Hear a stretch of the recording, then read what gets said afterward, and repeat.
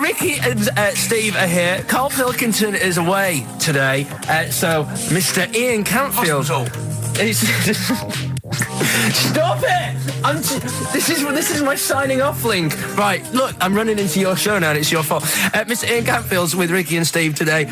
Jimmy Carr's on X-List duty tomorrow. If you didn't get a request in, I'll see you 10 o'clock next Saturday. Merry Christmas. XFM.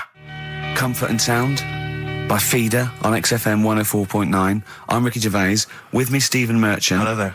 But no Karl Pilkington. No Karl. He's in Lanzagrotte. Lanzagrotte, but as we have speak. got a very, very special stand-in. It's Camfield. Say hello. I'm so excited to be here. It's been, you know, the things I've learned in the last 10 minutes before we've even gone on air. Like, you don't have a theme tune. I don't have a theme tune. I don't wear headphones. Exactly. Ian wears headphones with a preamp. He's got 3 midgets just brought in his back line. Right? They're called Dog, Mongo and Blitzkrieg. Look, Blitzkrieg is up there, they're eating a banana. Yeah. He is the king of rock, the new king of rock. Well, the prince, he's the prince of rock. Obviously, Vance is the king of rock. But we'll be doing that, we're working out who. Over this, and by the way, Camfield, I don't want the Ian Camfield that does XFM and going, and it's fast approaching 1:23, here's Ash. I want the Camfield that goes, I snorted ants with Lemmy, okay? So, we want the real Camfield.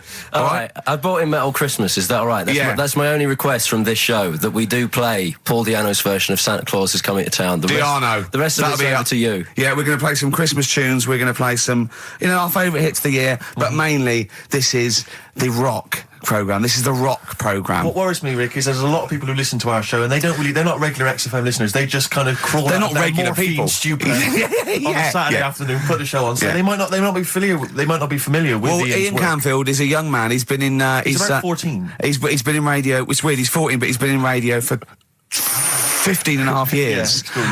He was weaned on the milk of a Vance. Right? And he's going to be the new rock god, aren't you? Well, I'm trying. Yeah. No DJ Camfield. Just go, right?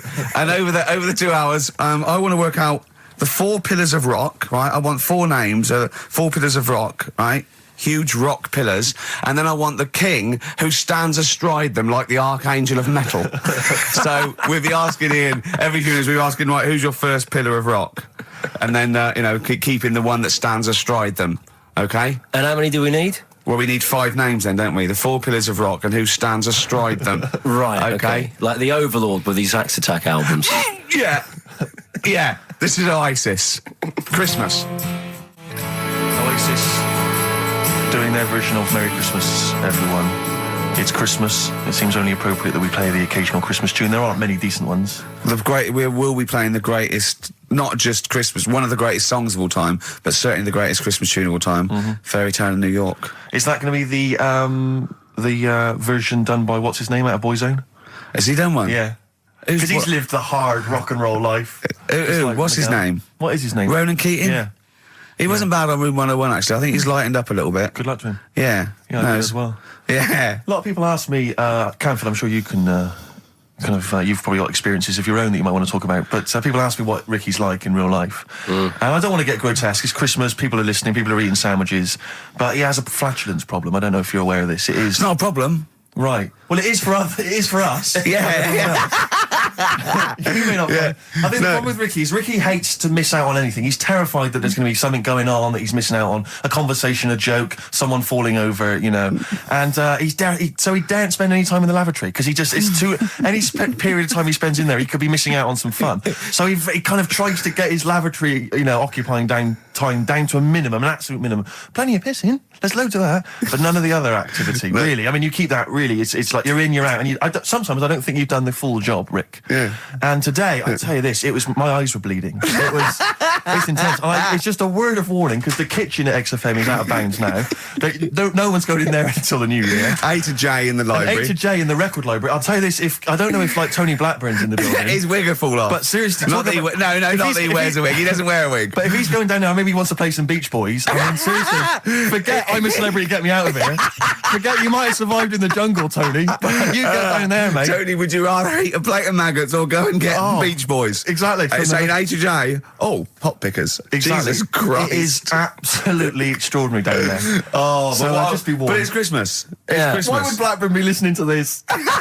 I don't know. He's probably doing a bit of Christmas shopping. Sure. And he's out and about with probably got his little, personal stereo on. Yeah. And he goes, I'll listen to the boys at XFM. Exactly. And Canfield, what do you think of it so far? Yeah.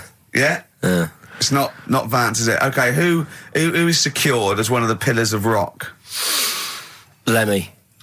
Of course he is. Never changes his boots. 2 pairs of trousers. 3 shirts. Really? Yeah.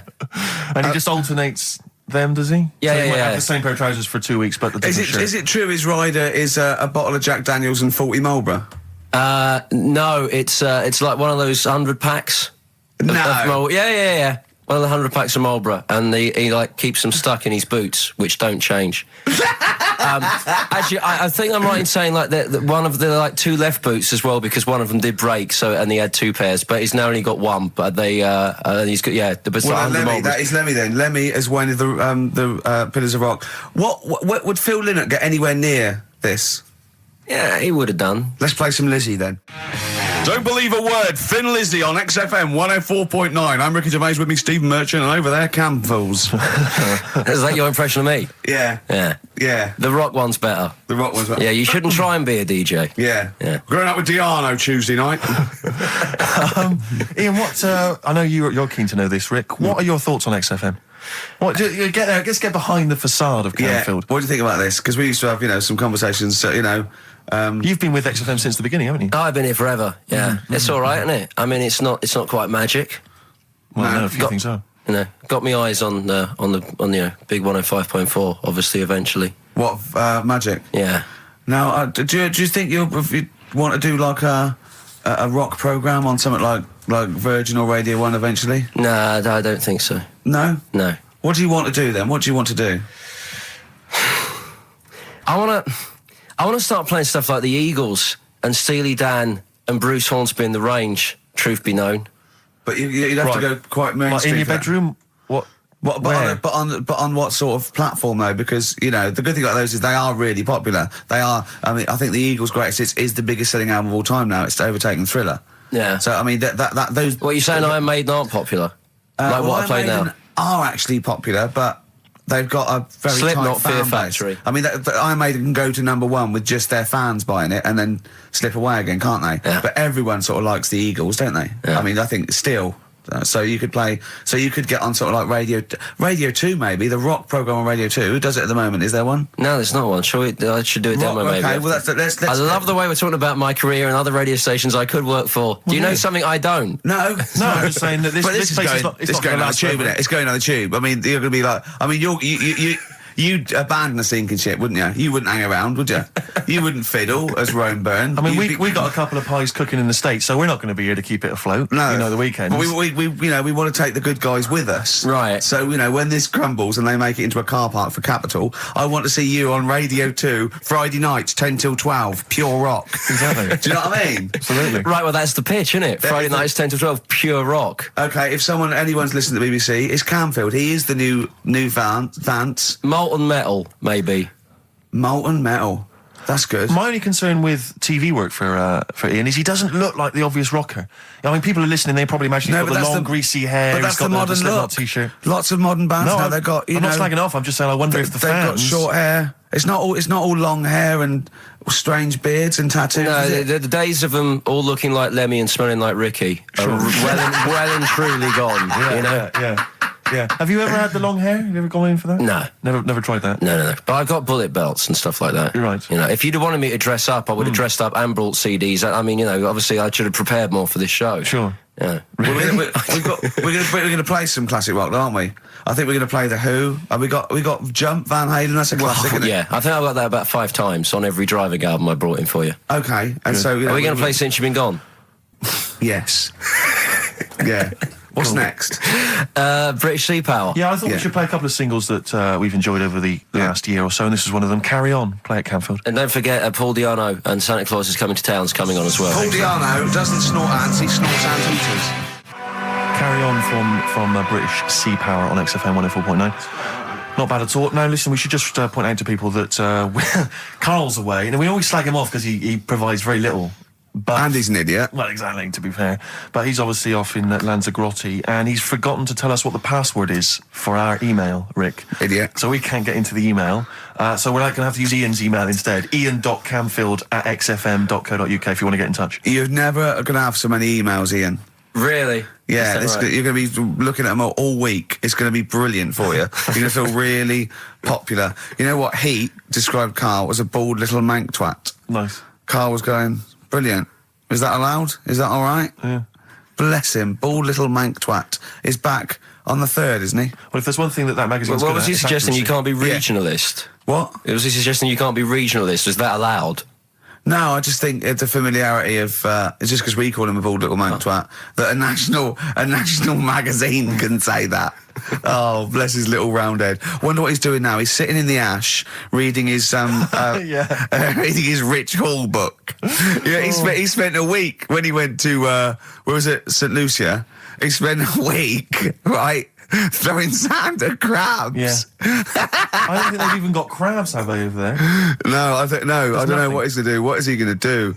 Suzanne, what is she going to do? He's going to be whinging. But it's sort of like, Carl must be like, you must like sit him in front of a video while you go and make the dinner or something. Yeah. It must be a nightmare taking a pet. Has she got a little harness for him? To be fair, though, Rick, I mean, I can't imagine you're much better on holiday. I've always wondered what that must be like. Because you always need an audience. You've always got to have someone around that you can perform for, drop your trousers for. Annoy, just generally sing and dance about. And Jane's seen it all. She's bored of you. So what, do you just do this to other people on the beach? Holiday makers, it is me. You can't believe you're like Ricky Gervais. What, do you want me to do the dance? Do you want me to annoy you? Yeah, exactly. I can annoy you for 5 minutes. Yeah. Because then I'll get bored myself. I'll tell you what, I want some ads, and after that, the fairy tale of New York. Oh. The Pokes, featuring Kirsty McCall and a fairy tale of New York. Brilliant, on XFM 104.9. That's the song I think that single-handedly keeps Shane McGowan in gin for another year. It must do Just well, about though. keeps- but I'm sure it does. I absolutely love it. I still love it. I saw it on Top of the Pops too. And it's just brilliant. I mean, he wasn't great at miming, but it didn't bother me. Sure. He's miming to a different song, probably. Yeah, in his head. It was great. I had a little visit in the week, Rick. I think you missed out. A little Christmas visit from, I know he's a friend of yours. He's a friend of he's a friend of the nation. Go on. TV illusionist Darren Brown. Oh, yeah. Yeah, he's bought a new pad. Yeah. And he just came around to tell me about it. Yeah. And it's interesting because... Somewhere to keep his guns. Exactly. And I can never know kind of how much, he's just playing with your mind, experimenting. But he was telling me about the place, and apparently... Say he loves you? he's got a B-day in the house. Now, we were discussing B-days because... Never understood that. I've never got my head around it. To this He's day... not meant to. Well, no, but I don't think I've ever met anyone who's used a B-day. Oh, Darren Brown does. He's known as the cleanest arse in Modern Magic. Yeah. Shiny arse, they call him. But we were chatting about it, I don't really know, to be truthful, I don't really know how you use them. I don't know. Well, I assume you just sort of go over it and let... But do you face the wall with your knees on the tiles, or do you face away from the wall? No, it's sort of like you just... I don't... And no. it's got the little Do you nozzle. sit on it, or do you sort of hover above it? Do you I hover feel- over it and just splash things onto them? No, it's a little jet, isn't it? It does it for you, doesn't But it? is there a jet? This is what I'm wondering. Is there a jet of water that goes up the crap? It's like it's a drinking fountain. That's you used to have what in I'm school. thinking, yeah. Which I remember Mr. Mellows used to embarrass himself every time. I go, no, he's in the playground, Mr. Mellows. Yeah. It's not a B-day. We're not at your French, cottage again. Yeah. I don't. B-day sounds French. I'm assuming it's French. After they're probably so embarrassed about just sort of like squatting over a hole. Yeah. They go, well, at least we can clean it. Are they? Because I haven't been to France for years. But are they still persevering with the They're public still toilets? going Just with a it. hole in They're the still ground? got. I mean, I think they have got. Has a single Frenchman travelled anywhere else in the world? Yeah, and goes, seen that now? This you is can actually uncomfortable. I know. My trousers go Go down to the Delhi, and I think there's proper decent porcelain. I know. I can't believe it. I think they have got the flush ones now, mainly for the tourists. Sure, yeah, But yeah, I've yeah, never yeah. really understood that. But it's not. You don't go in. It's not like because they're literally crapping into an open sewer, aren't they? That's the French approach to the public lavatory. Do they have the bidet next to the hole?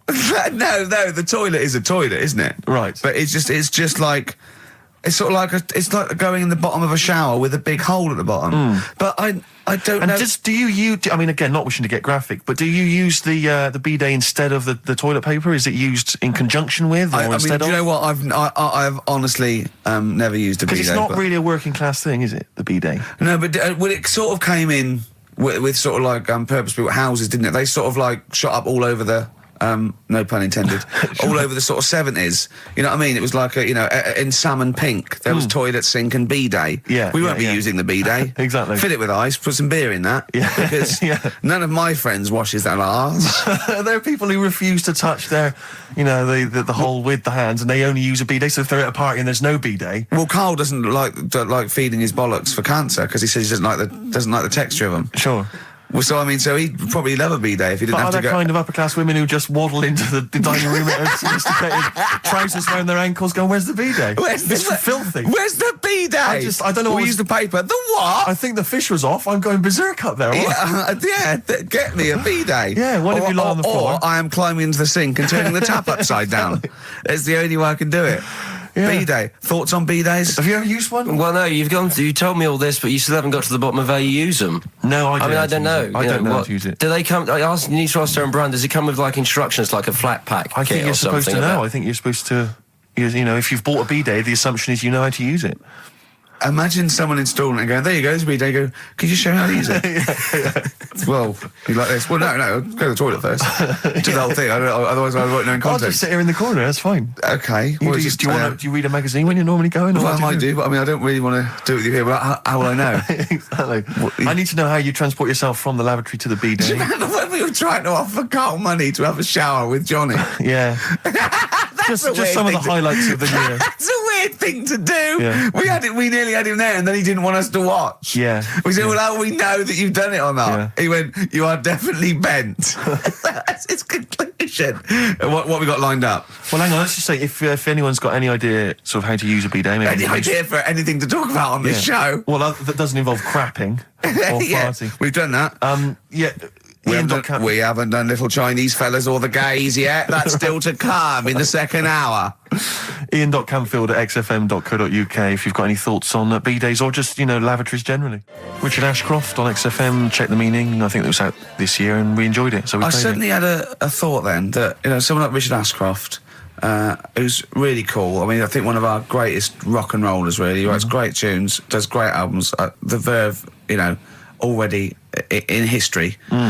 I just suddenly thought of him listening to this and thinking, I wish they wouldn't play my songs because I don't want to be associated with that drivel. Yeah.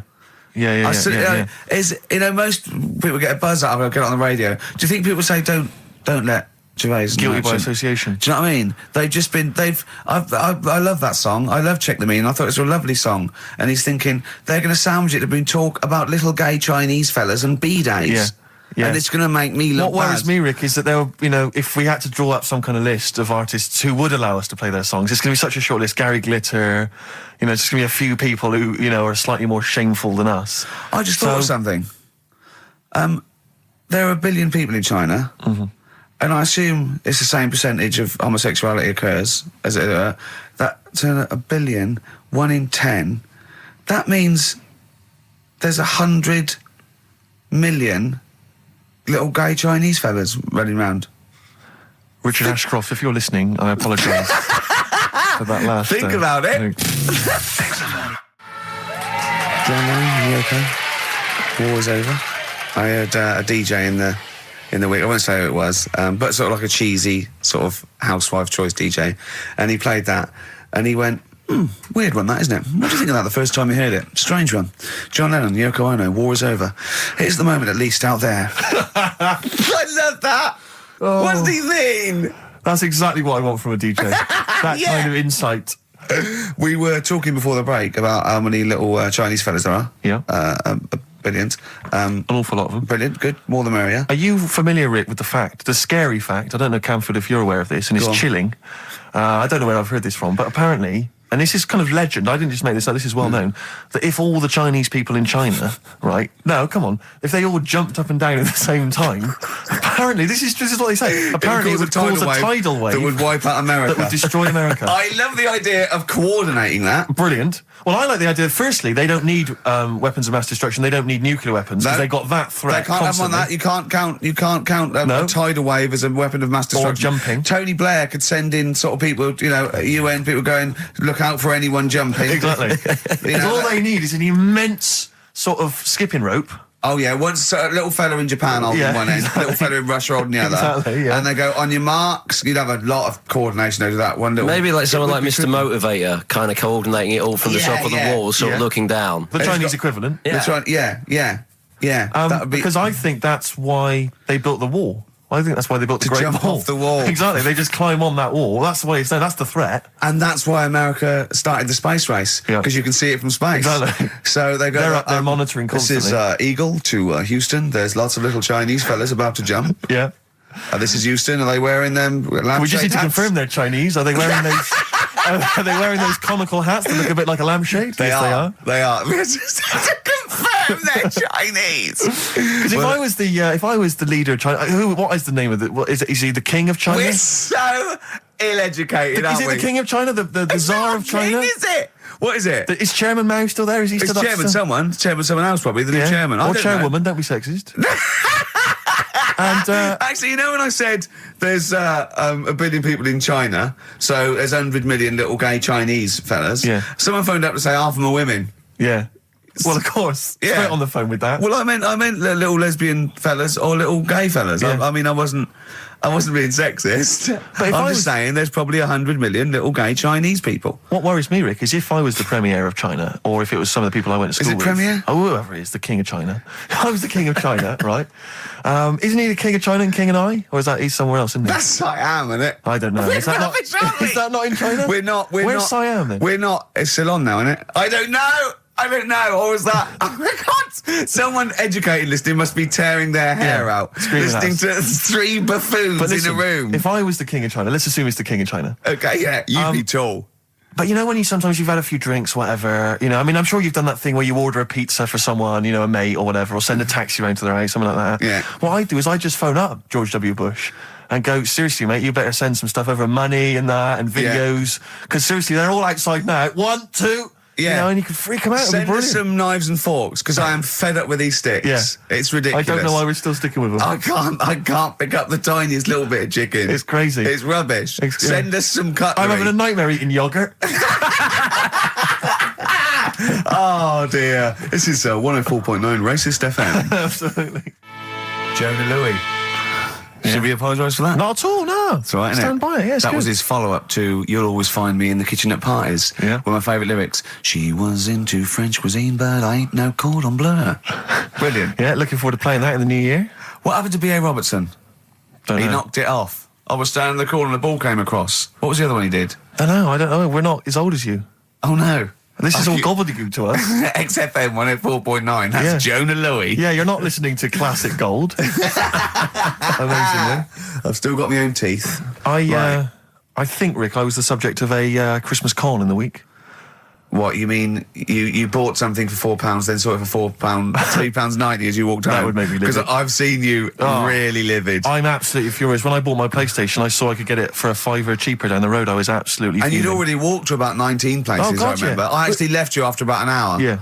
No, I do. I'm furious because I got to get a bargain. I hate the feeling that I'm being ripped off. Yeah. And I'll tell you this, I'm loving online shopping. Oh, the savings I'm making, Rick. Really? It's crazy. Really? Getting 15, 20 quid off some things. Is it really? Oh, amazing. But these things, I might point out, are like Jaguars and Mitsubishi cars. Exactly. Yeah, but it's worth shopping round. No, this was not so much a con. It was a con, but it wasn't so much one of those just a missed bargain. Yeah. Doorbell rings, answer it. It's a couple of girls. They must have been 13 or 14, maybe. Now, I've always had a problem with teenagers. I'm intimidated by teenagers. In case they call you a dork or something. Well, I mean, I told you before, I was walking down the street once, and there's two guys coming towards me. I mean, real losers. Do you know what I mean? Glasses, the spots, greasy hair. Do you know, really pathetic. And I was sniggering to myself. I was thinking, look at those losers. And as I passed them, I heard one of them look at me and say to his mate, look at that geek. I was furious. I was thinking, I'm allowed to call you a nerdlinger, but gee, I don't expect it back. I was really furious and upset. And so, as I say, these teenagers are at the door, and they were quite aggressive quite aggressive girls, and they had a piece of A4 paper, and they went, "We're doing a sponsored thing." Yeah. But I didn't quite catch what it was they were doing that was sponsored. I think they sort of fudged it. They went, "We're doing a sponsor." Oh yeah. And I went, "Right." And they went, "Do you want to sponsor us?" Boy, they picked on the wrong person. I was a bit intimate. I don't know why I said no. I was worried maybe it was part of some kind of, hidden camera show, Yeah. And so I said, yeah, all right, I'll sponsor you. So they handed me this form, and I always thought you were supposed to have quite an official-looking form for any sponsorship thing. But this was literally a piece of A4 torn out of a notepad. It was the back of a Gareth Gates poster. Exactly. And, with some blue tack on it. Yeah, well, and I looked at it, and I didn't really absorb it, but it had things like, Mrs. Jones, Mrs. Smith, £5. Yeah. And then no one's actual address, just Finchley Road, nothing too specific. Yeah. So I wrote my name on, and put down £3. 'Cause a lot of people were giving fivers, but I thought, I'm not made of money. It's Christmas. I've got to buy gifts and stuff. Yeah. So I Gave him a fiver and asked for change. well, I gave him £3. I said, I'll sponsor you for £3. Best of luck. And they went, can we have the money? And I said, well, aren't you supposed to do the thing? And the woman the girl just looked at me. She just went, no. So I gave her £3. But what difference did it make? Well, I'm assuming, though, that it's not going to any charity. It's no sponsored thing at all. But then I'm not being funny. The charity that it's not going to, you wouldn't have given to it anyway. It's true enough. So all that's happened is you're £3 down. But I'm £3 down. Yeah, but if it would have gone to charity, it'd be £3 down. The fact that it hasn't gone to charity doesn't matter because you wouldn't have given it to charity. Yeah, but if it had gone to charity, Rick, I'd have felt a little bit superior, a little bit smug. That would have kept me going for another 6 months. Whereas now it's just gone to a couple of weeks off the street, who are scamming people, possibly old people, Rick, and that's who I feel sorry for. They've not got a great deal of money. That's why I'm not worried about myself. I've got a bit of cash. What about the old people? Yeah. Although you are £3 down, which probably still hurts, doesn't it? It's still stinging. That's why I just like to tell you now, get off my chest. It's an Merry emotional Christmas. thing, yeah. Just be careful. If you're living up in North London, be careful. There's 2 girls that are going around. I expect, they might come to your door. But they might be wary. Be genuine. No, I don't think so. No. They were common. They were very common. Do you know what I mean? Was the giveaway things like, Santa Claus had given £10, Exactly. Tony Blair had given £1? Yeah, I know what you mean. Yeah, I think you were conned, mate. Yeah. Right. Won't Get Fooled Again by The Who. Ian, I'm going to ask your expert opinion. Is that not one of the greatest rock songs of all time? Yeah, if you'd have played the proper version of it. I know, but it's 6.5 minutes, and we usually do, but we just thought, it's Christmas, people want to, have him or Jonah Louis. Yeah, but we could have played like the full 8 minutes rather than making the show sound like strolling round your local Asda with the Christmas songs with a little bit more racism. That to me sounds like fighting talk. You want a rock challenge, Canfield. You can't handle the truth. I'm gonna rock this out the last 40 minutes. Can we put Keith Moon in the monolith? I was going to ask you. He's my favourite drummer of all time. Will you go along with that? Yeah, absolutely. So we got Lemmy and Keith Moon. Yeah. Are we making up a kind of super rock band here? We could do. That? We could make up a super rock band. That's far too passé. Let's call it the Monolith of Rock. It sounds more stupid. Okay. So we got Lemmy and Moon. Yeah. We need 3 more. So we need 2 more Pillars of Rock, and then one to stand astride it, like the Metal Angel of Death. Now, Ian, you've hung out with some of the big rock names, haven't you? Yeah. No, I'm not going anywhere with this. I'm intrigued. Tell me some of the people you've hung out with. You've hung out with Maiden, have you? I've hung out with Maiden, don't you? I've been flying with Bruce Dickinson. Yeah. And have you? It only took us 3 attempts to land at Gatwick a few weeks ago. But I don't know much about you, Ian. Are you someone who lives the rock and roll excess lifestyle? Are you kind of drink and drugs? Is that your thing? I like to be kind of on the edge, having a look at what's going on inside. Right, I don't quite know what that means. Well, it's the way they talk, Steve. Right. Well, I mean, because some of those rockers, they're hard-living boys. Can you keep up with them? Do you up till 4 in the morning? 4 in the morning? Yeah. 4 in which morning? Hey, Daddy, oh man. We're going out about 4 in the morning. Yeah. Carl reckons the gays go out late. Yeah. His favourite song is The Killing of Georgie, right? And he went, yeah, but would it have happened if he'd have been, going out a bit earlier? Yeah, well, no, fair point. Yeah. Is that song time specific then? No, but he reckons he probably got because he was out late. Oh, right, okay. He said there's one that works here. Sometimes he doesn't go out till midnight. But I imagine you a little bit like that little boy in the film Almost Famous. When you're on tour with the rock legends, do you know what I mean? You're like, the little kid there. Maybe the doors are being closed in your face, are they? As they go berserk. Yeah, when I started, but now, I insist. I see you as one of theirs. Yeah, I access all their Islam, and that, I can enter venues now with a big bottle of Jack Daniels. I don't get stopped. Yeah. Really? But seriously, have you, without naming names, obviously, what excess have you seen? Have you witnessed anything? Or have people calmed down now? Are these rockers clean living now? Depends who you're talking about. Sure. Yeah. Is there anything going on like the days of Ozzy and Motley Crue? I haven't seen. I haven't seen any Red Snappers like with Jimmy Page. Do you know that story? No. I can't talk about it. Then that's the fish? forget about that. Yeah. Oh, is it disgusting? Yeah. Well, yeah. But is it no, worse than talking about B-days and Ricky's farts? Kind of. Right, okay. Yeah. Yeah. Right. Yeah. I know. You wouldn't want the instruction manual as to what happened with the Red Snapper, like Right. you do with the B-days. Sure. God.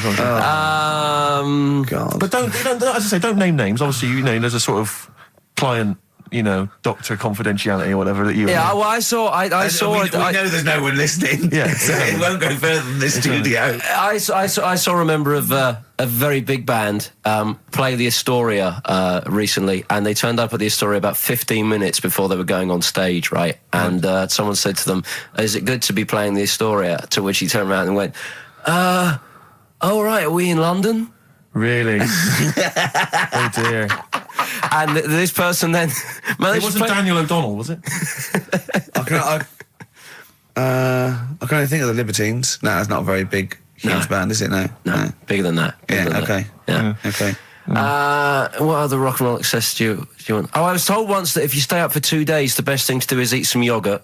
This is just like we're going to having tips now. Sure. Yeah, So if that's apparently the best thing at the end of the excess, you need some yogurt. So always keep some in the fridge. Yeah. And chopsticks are no good. No, Stop that. Yeah, You need- so don't, whatever you do, don't go on a bender in China, because otherwise you'll be screwed, right? No, there's no benders in China. Oh, there are. There's about 100 million. Yeah. Another tune that I enjoyed this year, Rick. I don't know what your thoughts are on it. I'm fascinated to find out. Loving it. Jay-Z and Farrell and Frontin. What do you think, Canfield? Darkness #1? Yeah, well, they cheated, didn't they? Because they went and did their signing at HMV yesterday, so they could get in like an hour of extra sales.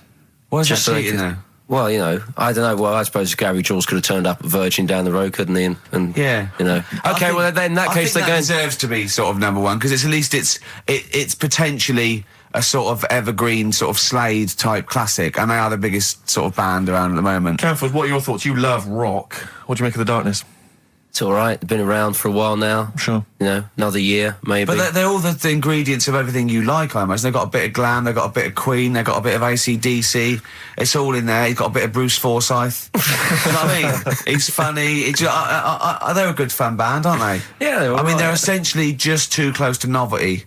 But then so was Slade in a way. Slade have only got this credibility resurgence in retrospect. At the time, they were a pop band that essentially were for teenagers and thugs. I'm not Yeah. sure Canfield's going to be championing Slade, though, up there in the same way that he champions the Maiden. But you got to appreciate what Hold has done, surely. Yeah, I appreciate what Holder's done. But they only became cool, didn't they, when Oasis covered them?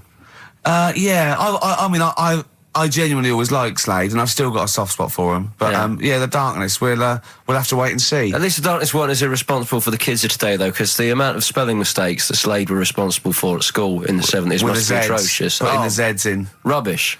Ian, I'm going to have to ask you for our third pillar of rock before the ad break. Right, well, we need... who have we got? So we got Lemmy and Moon. Right, okay. I think we need to put in... we need a guitarist in there. We should maybe put in Keith Richards. I'm a little bit worried about the health scare because the kind of air pollution around any venue that this band might play with, like, Lemmy and Keith Richards there. Yeah, you know. especially- See, Ricky shows up. I'm surprised at Keith Richards because I would have thought it was heavy enough for you, but the Stones have done enough to get in the annals of rock. Yeah. Okay, let's play some ads. Quick question. Do you actually speak like this, Ian? What? You do This actually is talk- it. This is your real This voice. is real voice, yeah. Yeah. It's amazing. Do your daytime sort of voice, the X-list voice. Say it's fast. It's just coming up to 2:20 on XFM 104.9. After the break, we've got Feeder. Say that. It's just coming up to 2:20 on XFM 104.9. These are the ads. Trouble with that song is, don't know about it. It could sound like he's saying something to do with Bell Ends. Well, yeah. What? Heaven forbid. What? You think you meant that? Did he? Probably. No. That's The Darkness on XFM 104.9. Bellend. Yeah. What other rude words are there? Cock. Yeah, that is rude. Yeah. Especially at Christmas. Especially at Christmas, yeah. It's a time for families. I know. Now listen, time for family. Now, Ian, Yeah. who is your fourth? We need a lead singer in this mega group, the monoliths of rock. Who we got? Lemmy, Keith Richards. We've got Keith Richards on guitar. We've got Lemmy on bass. Yeah. We've got Keith Moon on skins. Right. Some terminology coming out there. Yeah. Who's doing the Vox? Who's given Golden Tonsils Award? Robert Plant. He's gone for Plant. He's gone for Plant. A lot of trap names there. There is the group. The lineup is Moon, Lemmy, Richard, Plant. Okay. Now our competition, Steve. Name that group. Okay. What's the best, heaviest rock name ever? Sure. This is obviously not a name that already exists. No. Okay. My Any mate of thoughts mine yourself? came up with, I think it was Brain Hammer, which I like. Velvet Nazi 666. Sure. So we want the heaviest, most mental piece of death metal, headbanging, bleeding out your brains rock. Axe Attack. Okay. Please welcome to the stage, Christ on a bike.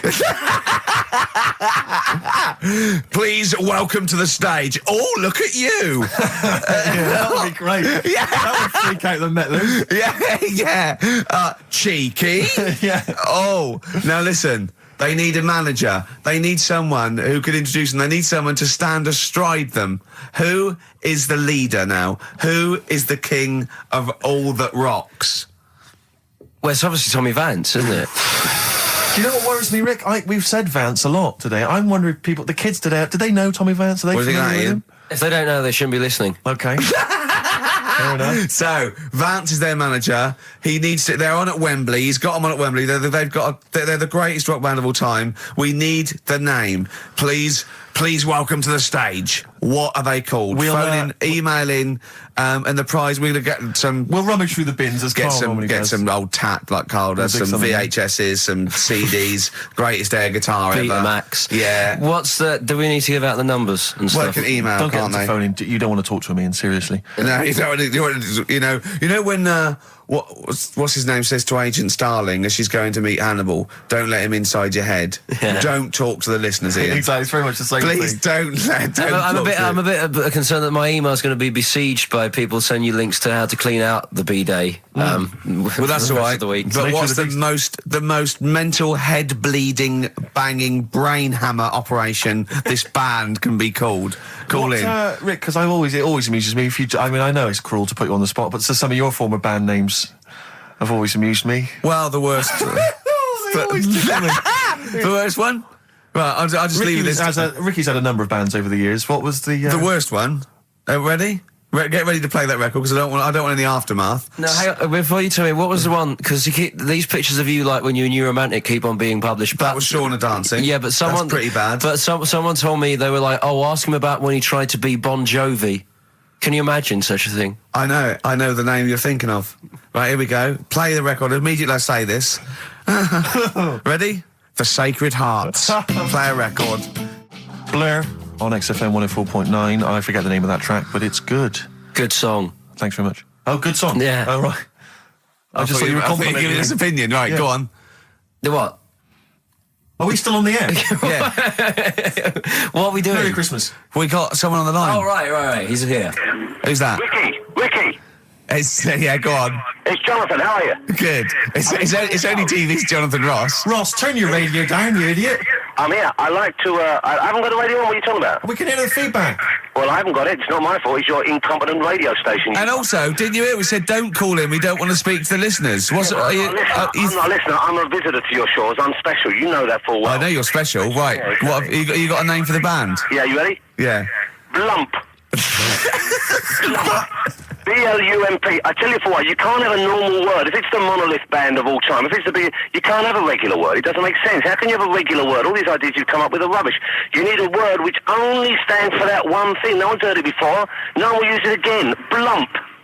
I can't help but feel that that's a more appropriate name for maybe one of Ricky's bands. I love seeing that picture of him in that band. You see it everywhere these days. He was like a girl. He was like a little girl in a suit. It's like a little dyke at a wedding.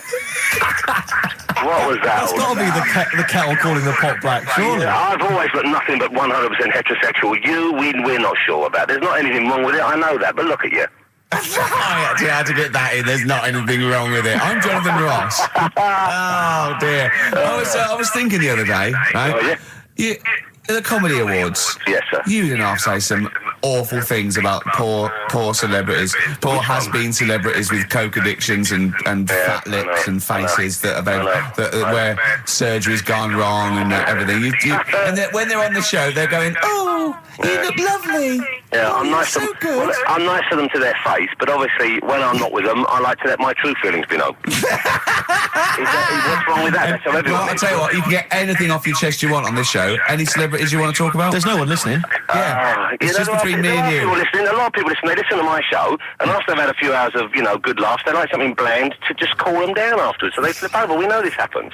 Did you mention my DVD on your radio show? You know what? I forgot to. I forgot to mention it. Christ! I meant to mention by the office, but I forgot to mention it. And then I thought afterwards, it's not like he needs the cash, is it? It's There not we go. It's not like he needs it. It's not like it is, but he's probably earned more money in a shorter space. You're like a lottery winner, and you've got about as much taste. You're like one of those burglars who's won the lottery. I have. I'm dressed like an Albanian window cleaner at the moment. Burglar from Reading who won the lottery, and now he's fritting it away on what? I do feel sorry for my neighbours. I've moved into a really nice place. I feel like it's the hillbillies. No, it's nice he's moved in though, because it's nice. He's given them something to sort of talk about behind your back. You've united the whole block. Right, go and play with some Japanese wind-up toys now. I'm Ross. going home to play Mario Double Dash with my son. It's going to be a good afternoon. I phoned you once after I finished my show. It was about 5 minutes past 3. Yeah. And I don't mind if I said, "How you doing?" You went, "It's brilliant." You said, this is what you said. You went, "Everyone's out. Jane's taking the kids out. I've already masturbated twice, and I'm playing with a new Japanese toy." I'm masturbating now.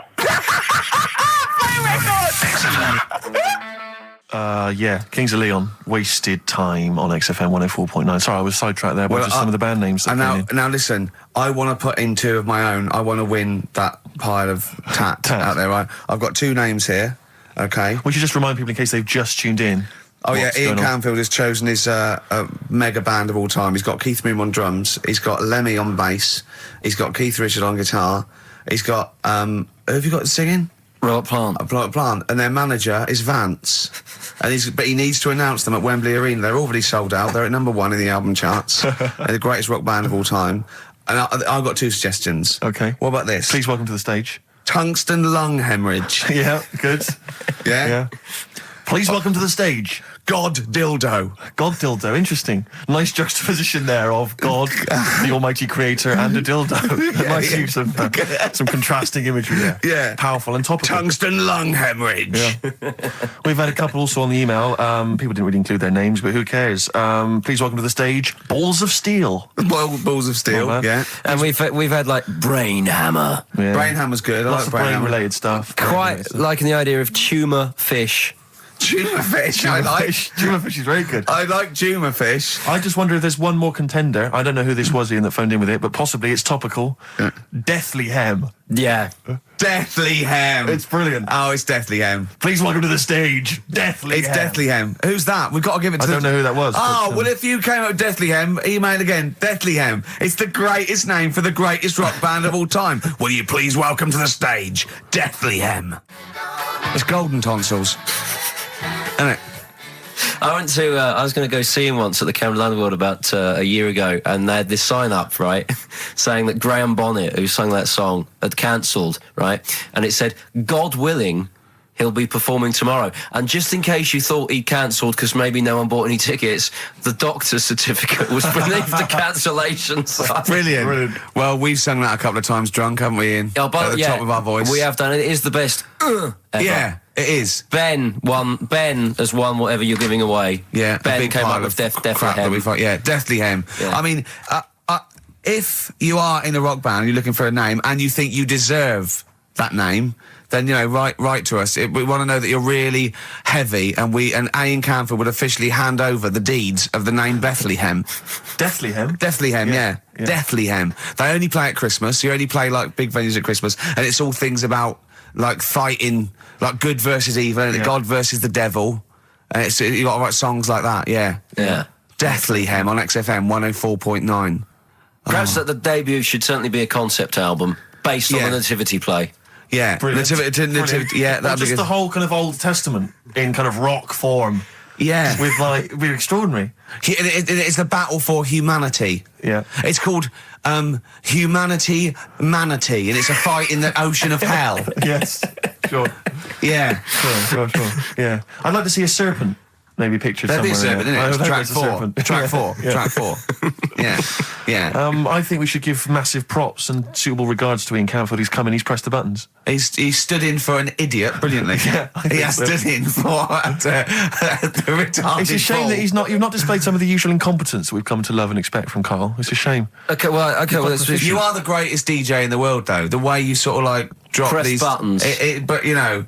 Every time I've pressed a button off air, Ricky's been going, "Oh, what great DJ!" It's great because he ends it. It's just brilliant. I mean, we're lucky if we can talk with the mic on. That's the title, not talk over a record. We did some great links during the ads.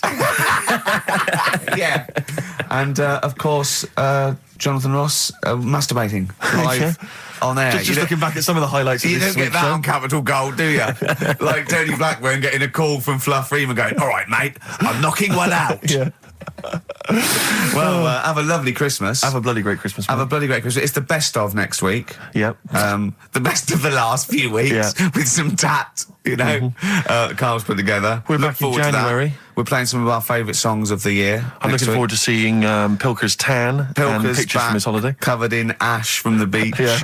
And we're back on the 3rd, I believe. But Ian, do you want to introduce one? This is Ian's choice for the day. Yeah. We'll see you next week in spirit, and then we're back on the 3rd with Pilkers.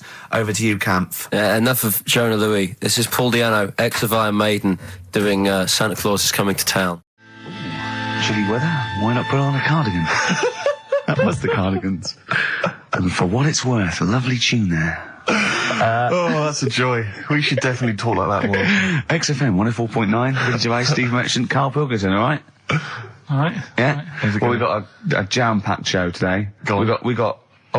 We got so many we got more features than Carl's got on his face. which is about the same as Morph. Yeah. Very few. It's just really a head, isn't it? A little. That's where I've seen him before. More. On Take Heart. Yeah. We've got Rockbusters. That's Have we? still No, going no strong. feelings on that. No, Fair but enough. he's said he's going to buck his ideas up. We've got chimpanzee that. Karl finds an amusing monkey or ape related story. We've got Karl in a film again. Right, excellent. Yeah, we've had a Look lot of forward- great response from that, Karl, on the internet. It on was the my email. favourite thing we've done. People raving about that. So can we say what the film is this And week? excuse my French, we've got some bloody great music. Oh, pardonnez-moi. Wow, I don't know. I don't speak French. Shall we try and start? Well, I'll just give you a taste. We got Oasis, Cardigans, you just heard there. We got Lloyd Carl. We got a bit of Pretenders coming up. Eminem, Feeder, Coldplay, all the greats. Can I play you some TJ's fan club later? Yeah. What should we have now? Oasis. Go on, Yeah. Brilliant. Oasis and Songbird. It's a nice little ditty It's all right, yeah. of a It's not too bad. Saturday. Yes, thank you. XFM 104.9, Ricky Gervais, Steve Merchant, Karl Pilkington. I think we should go straight into it, Karl. I think we should do the competition. There's Karl in the corner. It seems a little premature. Do you reckon? Yeah, I Do you think reckon so. it's so good? We should exactly. tease it out of Well, them. it's a big thing. It's just that I've got absolutely nothing to say. Sure. I haven't really. Well, I mean, like often I know you all have spoken to Karl in the week. This week, for some reason, I've been speaking to him. Oh, right. I spoke briefly to him about Michael Jackson and the documentary. Yeah. Now, of course, I thought that was extraordinary. Amazing, and I asked amazing Karl's piece of opinion. work. Yeah. And he didn't mention to me the fact that Michael Jackson likes to climb up in trees. No. He didn't mention anything about his bizarre relationship with children. He didn't mention anything about his obsessive billionaire spending sprees. Right. He didn't mention anything about the mannequins he has in his thing, or the fact that he drives around his sort of 7 hotel suites in Las Vegas in a little kind of old people's scooter. The only thing of note for Karl was he said to me, "Did you notice how big his hands are?" I tell you what, though, I did. What? Yeah, how you look at the man's got like a face that he's had reconstructed. Well, I can't I know. even say that. It's libelous. Yeah, But, he hasn't. He's got an he's had oddball he's had two nose face. jobs.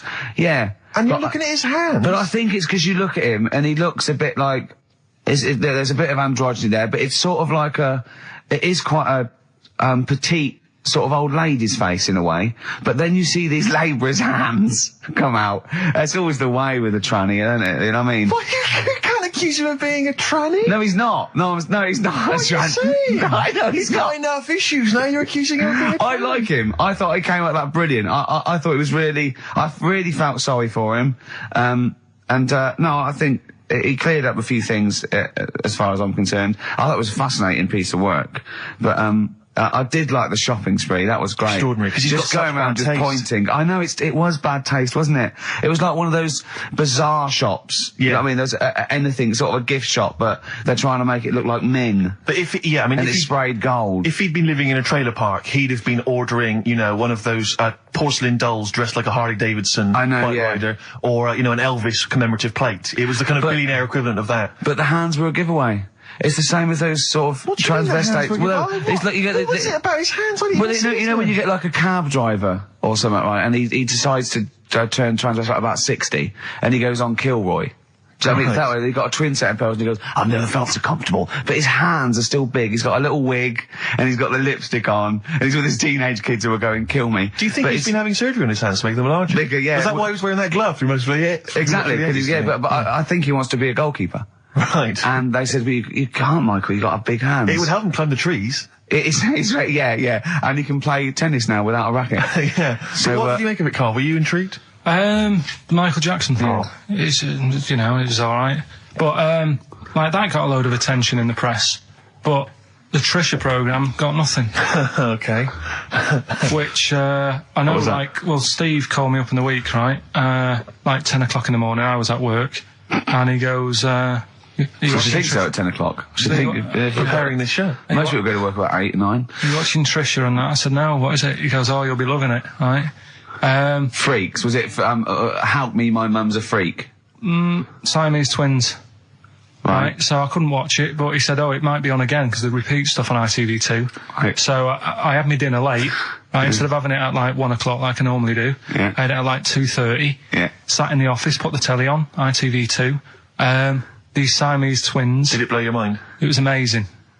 We talk about a lot of things on the show quite a lot. The Airy Kids crop up a lot. I was waiting. It's been 10 minutes and you haven't mentioned the Airy Kid. Right, and last week we were talking about Siamese twins, weren't we? So it was weird that this programme was on, but it was amazing. I mean, what I think you can't refer to them as Siamese twins. I think they're known as conjoined twins. Why? I think Siamese is maybe considered derogatory or as an old antiquated phrase. Yeah, I think it's because the first famous ones were actually from Siam. Right. And that doesn't exist anymore. No, it's conjoined, Carl. Yeah. Get the phrase right.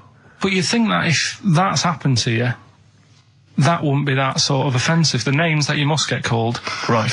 You think that's least your Siamese twins, I'd say, well, that's, yeah. Now, were you stunned by where they were connected? Just live with it, we'd say. Right. Because they were connected, of course, at the forehead. Oh, sort of, which was quite extraordinary. God.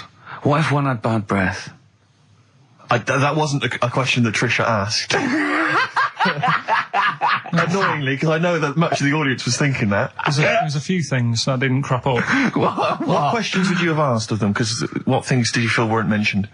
I'd love to just watch Carl watching amazing things. Exactly. Do you know what I mean? It's like early learning thing. Mouth slightly open. Yeah, some mouth slight open, saliva. dribble, looking round to see if anyone else has seen it. You know, like when a cat sees a bird land on the balcony. Exactly. It can't believe its luck. I'd probably say, how do you buy her a birthday present? A surprise gift, yeah. Because everything's ruined. Sure. Right? I'd probably ask... Yeah. Well, did you not think it was interesting that one of them had a boyfriend? Well, that was a bit weird, wasn't it? Uh-huh. But what was the other thing that I was thinking when I was watching it? I was thinking if one got into crime and that was sent to prison... Right. What would happen? How would you handle that? It's brilliant. It is brilliant. If a chimp could talk. And what was the other one? The other thing was, what did he talk about? Because it's not as if you can say, oh, guess what I did today? Do you know what I mean? Yeah.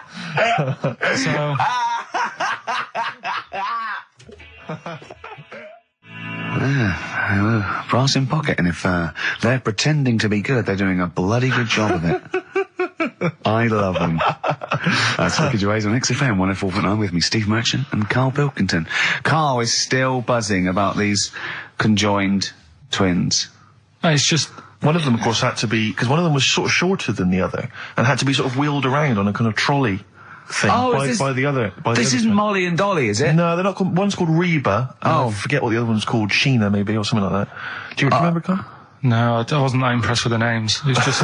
Yeah. So you immediately put them out of your mind. Those are rubbish names. I'm just, forget, Carl, forget them. They're gone. Were they British or American? Yeah, American. Oh, because I've seen some American ones on Jerry Bizarrely, Springer. one of them was apparently a country music star. This is Molly and Dolly. Well, they're not called The Molly one that and joined Dolly. at the Oi. The one that joined. But they're not. I think you've made up the Molly and Dolly. No, it was on Jerry Springer. There's a little one that sits on a seat, and the other one carries it round, her around. They're not called Molly and Dolly. There was something like that. They're called. Well, we know that one of them's called Reba, and I forget the And other one one. was a country and western singer or something. Yeah, and but she was saying, "Yeah, I've just made a movie. It's coming out shortly in theatres." Is your sister in it? Yeah, and the other one said, "Oh, I'm not involved." It's utterly bizarre because they work so hard to live their lives separately. Yeah, they say it's all. Yeah, exactly. of course. So, Yeah. they try not to. So she's talking about her music career, and the other one's sort of not taking any kind of credit for it, which is nice. I It's suppose. weird though, because when she was singing as well, the other one just stands there. She doesn't join in. She doesn't sort of dance. Offer backing vocals. Do you know what I mean? Make a group out of it. Yeah. A duo. Yeah, well, but it seems like we're sort of being horrible, but we're not. No, we're not. I mean, it's a Well, really no, bad we're thing, laughing at Carl's amazement at this phenomenon. Sorry, I just got to say we're not. Do you know taking the the mickey. The really weird thing about all this, right? And it's annoying because you were saying about, what should have Trisha have asked and all that. Yeah. But one of them mentioned that one of them was adopted and the other one wasn't. Don't talk rubbish. No, seriously. I didn't understand it, right? Of course you didn't. And then Trisha sort of said, well, let's have a chat. And they were like, no, I don't want to go into that. What do you mean one was adopted? That's what he said. One of them... don't quiz me on it, but that's what was said. Hello there, Hello there, I'm a multi-millionaire, and yeah. I've just seen your orphanage. Oh, I'd yes, love lovely, to isn't adopt it? one of your children. You'd like to adopt one? I'd love to adopt a children, because I've got loads from around the world, so I'd love to adopt one. I'd give you $10,000 towards your orphanage. We're speeded through then, yeah. Brilliant, okay. We've actually got 2 left. I only need one. I'm only interested in Right. one. Yeah, I don't need any more. Don't need any They're more. sisters. I know it would be tragedy to break them up, but I really only need one. Now break it up. There's the rub. You see. Sure. You just need the one. It's $10,000 now. You can have that. I'll sign it now. But I don't want to discuss it further. I'll bring you around. Brilliant. Okay. Ding dong. Hi. Yeah. Brilliant. You brought my kid round. Yeah, there she is. There. That's a joy. Yeah. Okay. Just standing next to a bush. Yeah. Do you want to? Can you bring her out? No. Me? It's like, there's nothing behind the bush. So you just want. I just want to be able to walk 360 degrees round her. Do you want her or not? Yes, I can't believe it. What's that little trolley? She's talented. Oh dear. You're talking nonsense, Carl. Well, whatever. Feeder. That's it, just the way I'm feeling. XFM, 104.9, Ricky Gervais, Steve Merchant, Karl Pilkington. It's time for the newest quiz in town. This is where Karl inserts himself into a seminal film. Last week, it was the little kid in Sixth Sense. You remember, to great acclaim. The critics loved it. They said a triumph. This week, he's fiddled with The Graduate. This is the scene where, of course, he goes upstairs to the hotel room, and it's on the cards. She's a dead cert, Mrs. Robinson. Well, Here we go then. So, you ready for it? I've brought some condoms from home that Suzanne got for Christmas. Benjamin, What? will you bring me a hanger? A what? A hanger.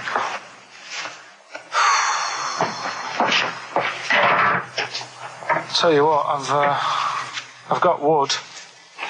What? Just saying, I've got wood. I've got metal ones as well. What sort do you want? Either one would be fine. All right. There you go.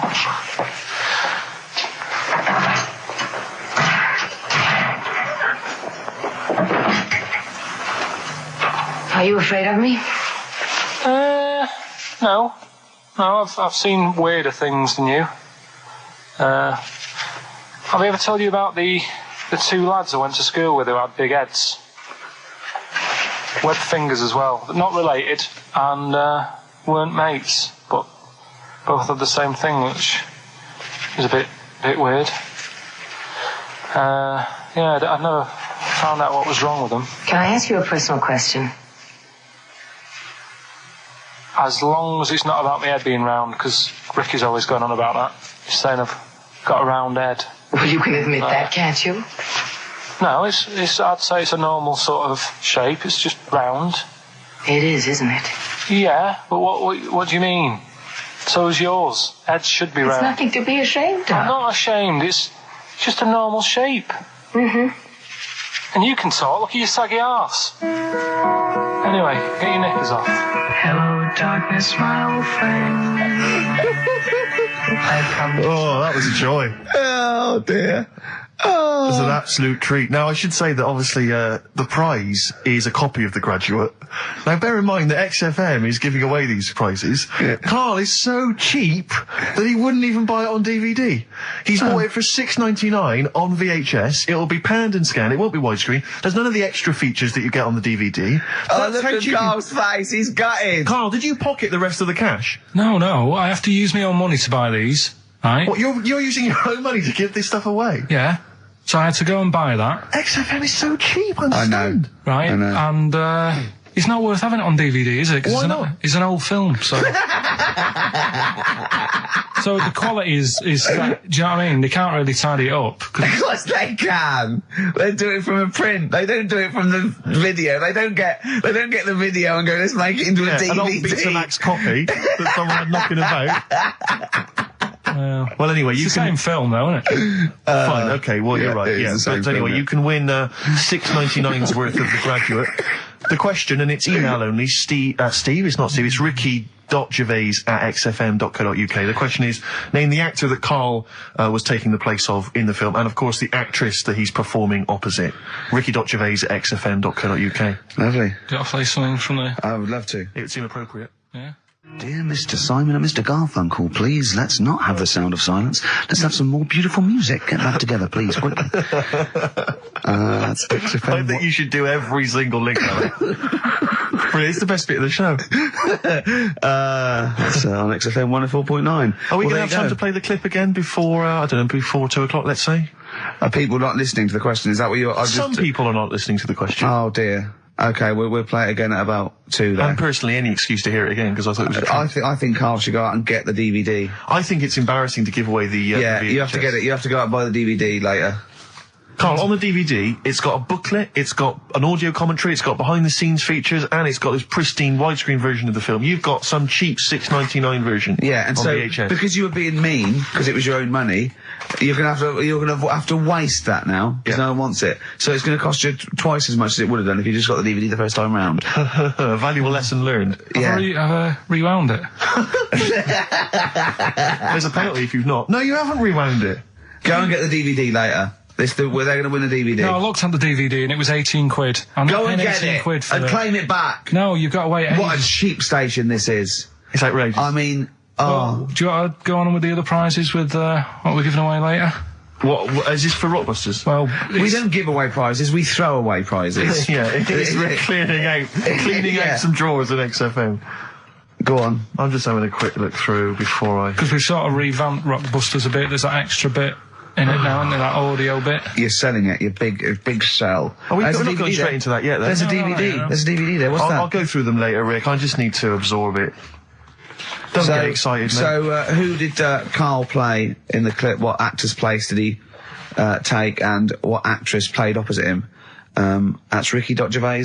At xfm.co.uk. Sure. Brilliant. Yeah. Is that it then? What we got coming up? We've got some Play a bit of Coldplay. Let's have bit it. of Coldplay, be right? Coldplay. Yellow on XFM 104.9.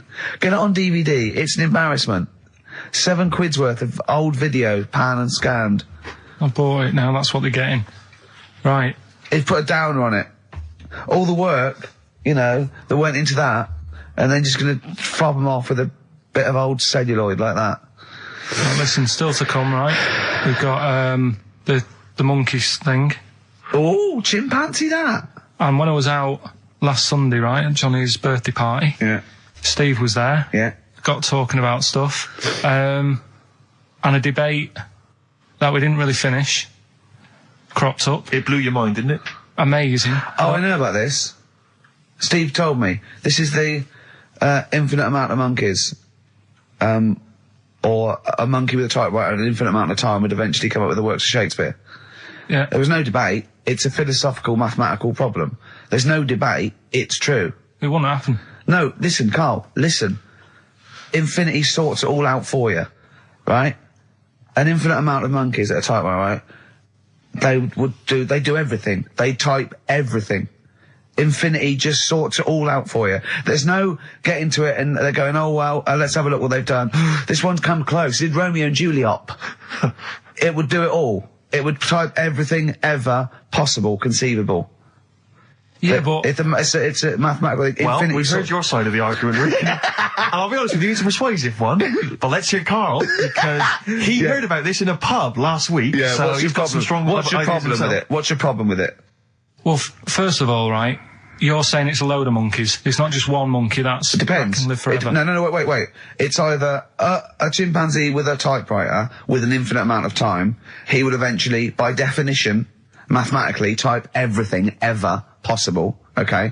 Or it's an infinite amount of chimps with typewriters, and one of them will type it first time. But already that's not right. You either need to have What do you mean? monkey. What? You mean employment laws? What do you mean it's not right? Let's hear him out, please. Okay. If it's one monkey Yeah.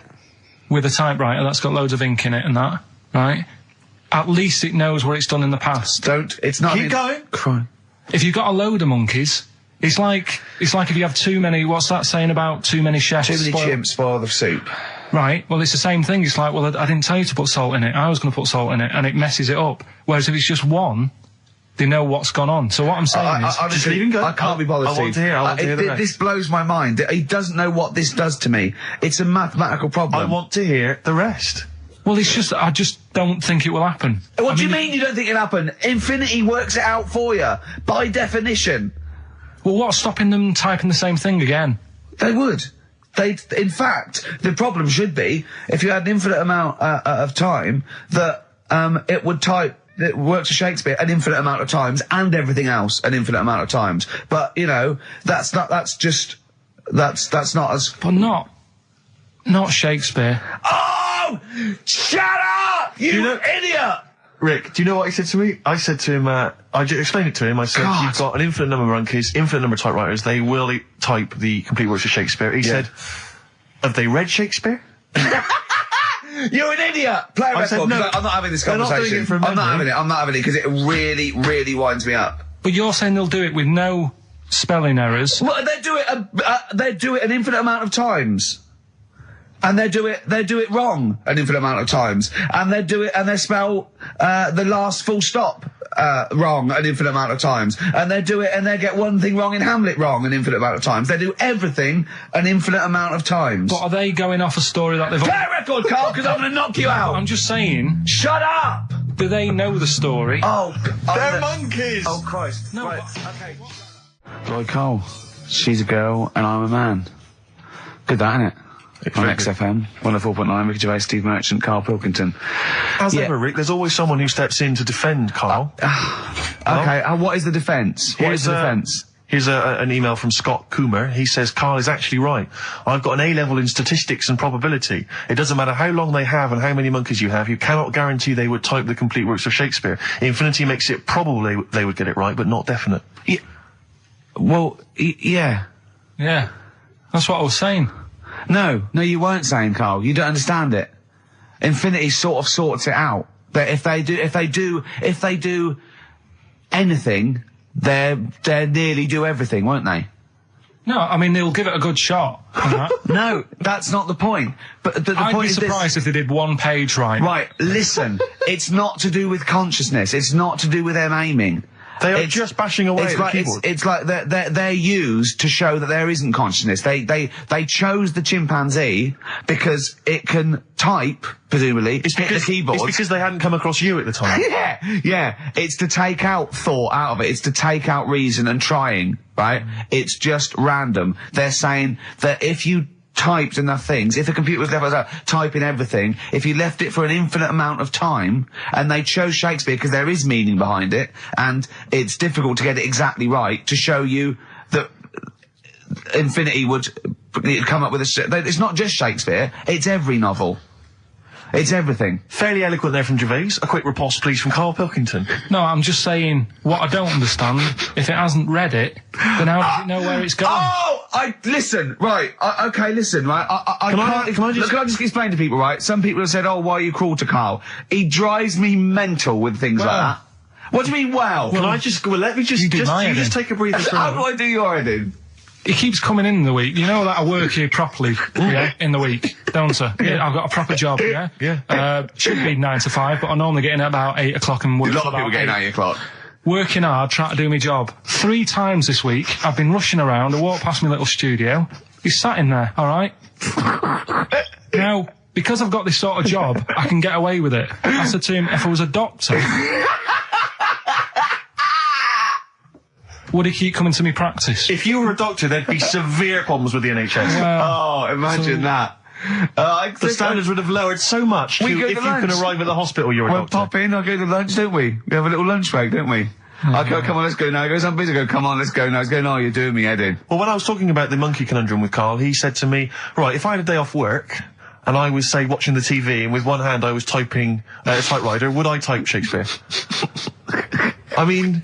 Yeah, but you see, there's certain things. We were talking a little bit about this stuff the other week, weren't we, when we said you were going on about Einstein, and I said he's not that good. You know, E equals MC squared. You know, it sounds good, but I've never used it and that. Right? I've never used it! You haven't used 2 and 2 equals 4, Karl! The fella with an apple fell on his head. You know, it could have been anyone sat under that tree. Do you know what I mean? It's just annoying. Lucky. And it just happened to be a genius. Newton gets all the credit for his laws of the universe. Well, other people were working whilst he was having a lunch break under the tree. So in a way, it's like he didn't deserve to have that success story. Again, forget the apple and the tree and whether he was sitting down having a lunch break. It's totally irrelevant. Yeah, but what I'm saying is there's certain things that will just happen. You know, it's like, I think we were talking, when we were out eating the other week, we were talking about Noel Gallagher. Well, this is the reason the monkey discussion came up, right? Noel Gallagher... I don't know what to say. I don't know what to say. Rick, I don't want to misquote Noel. I'll be like Herbert Lom in Clouseau. I'm going to get a twitch whenever he opens his mouth. I don't know where to start with some of his statements. Well, as I say, this discussion began because we were talking about a quote that Noel Gallagher supposedly gave. Now, I don't want to misquote Gallagher, but the gist of it was that he said, had I...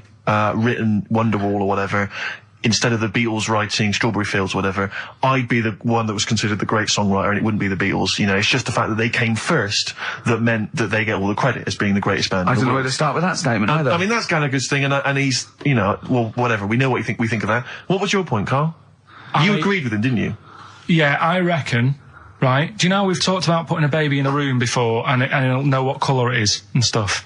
If you got a room that's painted red, right, but forget that, because that's going to confuse him. Hear him out. Listen to me. Say if they did some new TV show, right, like, what's that film with Jim Carrey in, where The Truman Show. The Truman Show, right? So they make up a little room, and some woman has some kids, and you say, right, let's put the kids in this room, and they don't know what's going on outside. They don't know anything about, like, EastEnders and that. It's like their little world, right? They don't know anything that's gone on. How could a child survive without EastEnders? Right, listen. So, he's sat in the room, right? And then, when they're all asleep... Right, wait for this bit. Someone Have you heard this bit? bit? Wait for this bit. They're all in a room. Yeah. They're asleep. Yeah. Someone pops in, puts a guitar next to the bed. Right? Nips off out again. They wake up in the morning... And one of them goes, what's this? They don't even know it's a guitar because they've never seen one, right? They're talking English, though. Yeah. We just left guitar out of the vocabulary. Right, so... There's plenty more to come. So, one of them will pick it up, and they'll go, I don't know what it is, and they'll start strumming, they'll go, that sounds good, doesn't it? Give them a few weeks, they could come up with Hey Jude. Whereas, typing Shakespeare... A monkey that can't even spell. I see that. You can't answer it. I might come with you, Rick, if that's all right. We've got to sort out that Christmas special as well. Yeah, no, sure. All right, I'll see that. I'm shooting off then as well. Flaming Lips. Yoshimi battles the Pink Robots on XFM 104.9. Before the ad break, Steve Miller Band, Fly Like an Eagle. Great track. Lovely to hear that. Brilliant track. We're not scared of playing that sort of stuff, are we? Indeed. We got some great. I think we're underestimated here. People think we're just like, you know, two guys and a buffoon in a room, but we're so much more than that. We try and put together a whole package for them, don't we?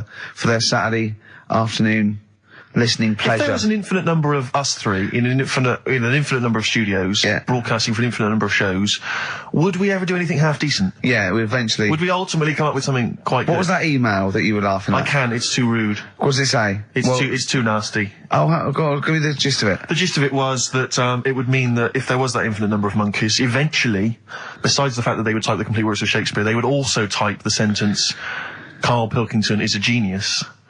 But the email also said it would also type, Ricky Gervais is I can't say the word, but, I know. Yeah. But a number of times they type it and write, Karl Pilkington is a genius, and Ricky Gervais is a cund. Exactly. Yeah, that would be there a lot. Yeah. Before we carry on with anything, I should just tell you, we're on the subject of emails. There's one emailer we're always looking forward to hearing from. Dickers! Richie Anderson! Dicky Docky Doo! Richard Anderson, thanks for emailing. He's my biggest fan. He's now. one of the biggest fans. He absolutely loves me. But not afraid to offer some constructive criticism. Go on, that's the great thing about Dickie. And from Anders this week, he says, Ricky, I'm lazy, I talk nonsense, I'm badly organised, and I believe in ghosts. Can I have a job working on your show?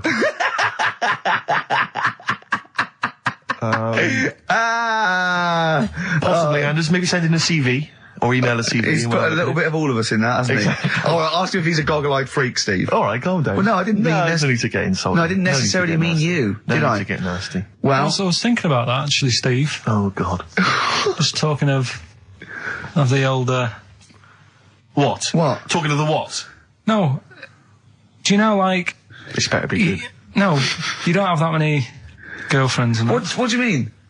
Carl, why are we on this? I was defending you in the whole monkey discussion. Come on, what's your point? What's your point? What's your point? No, what's the point? What's the point?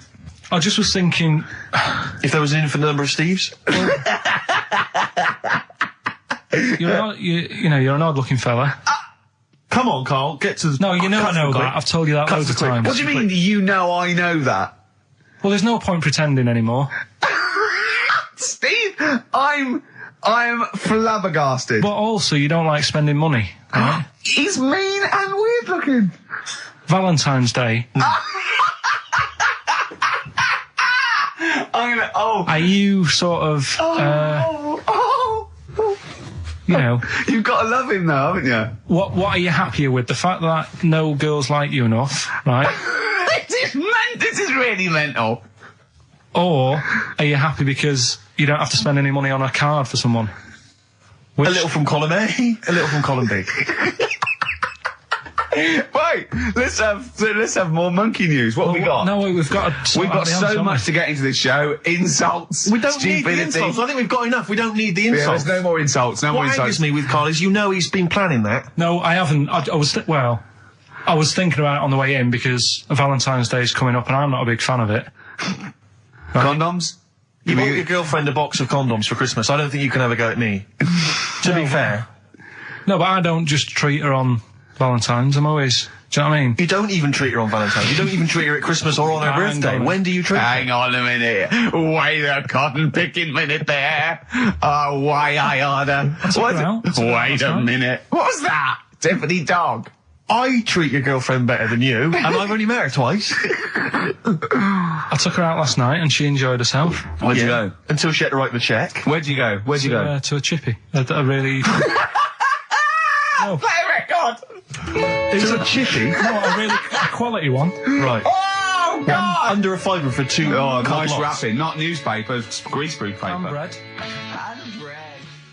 Ash, and sometimes on XFM 104.9, I'm Ricky Gervais with me, Steve Merchant and Karl Pilkington. Right. We've got so much to get through. All right. London's shit, innit?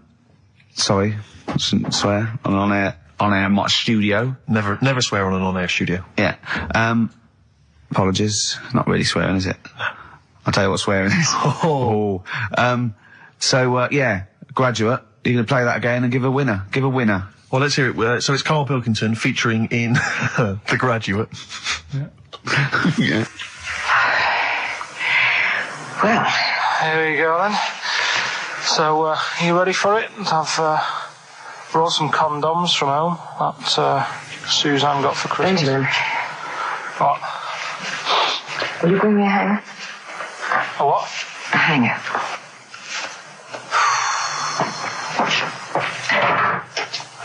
Tell you what, I've got wood. What? Just saying, I've got wood. I've got metal ones as well. What sort do you want? Either one would be fine. All right. There you go.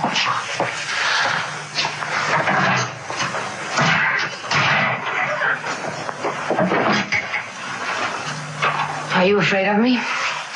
No. No, I've seen weirder things than you. Have I ever told you about the two lads I went to school with who had big heads? Webbed fingers as well, but not related, and weren't mates, but both had the same thing, which is a bit weird.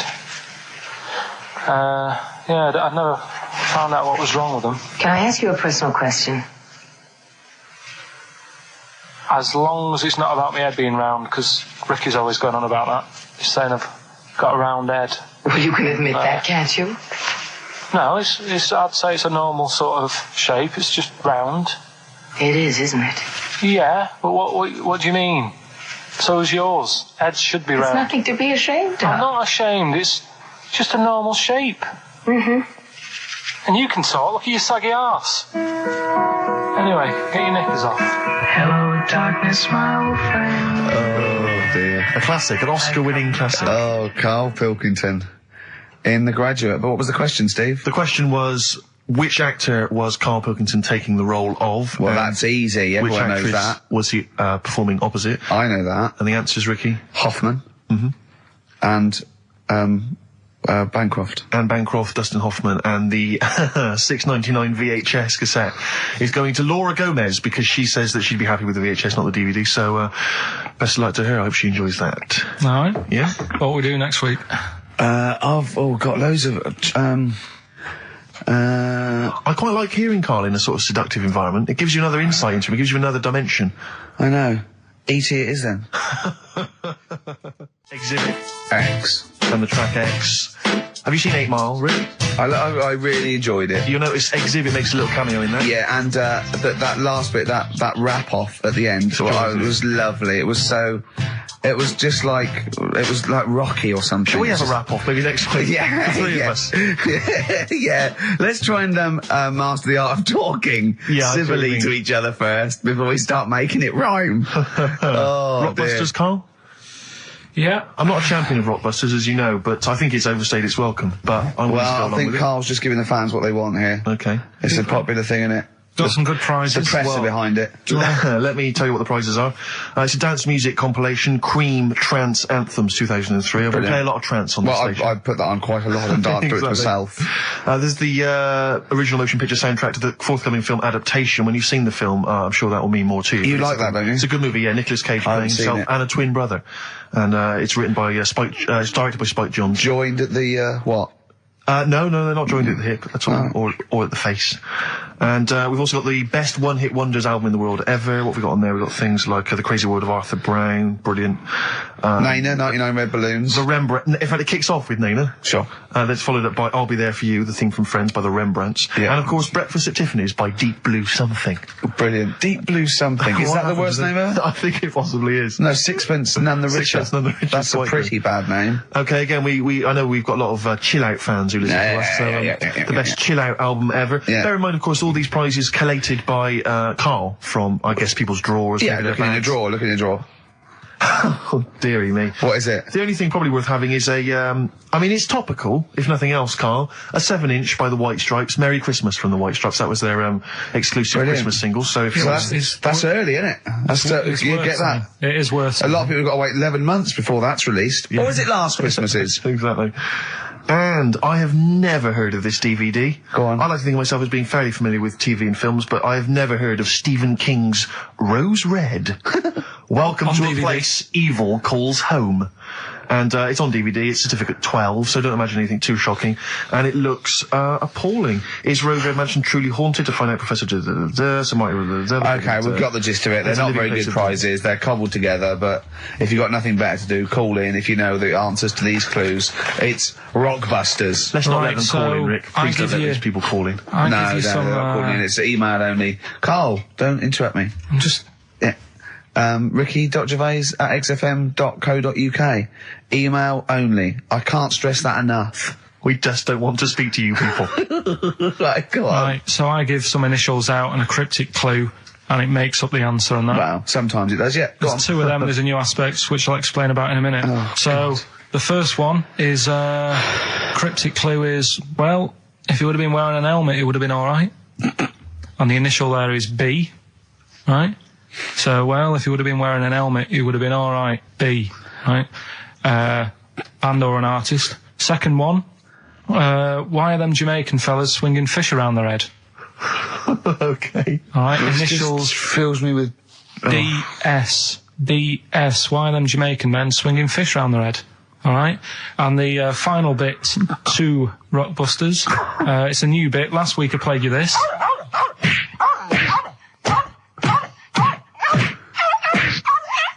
His face goes along with it. That's someone beating up a dog. That was Smack My Bitch Up, right? So here's some sound effects and that, and they make up a song. I can listen to him talk all day. Let's have a listen to the effects.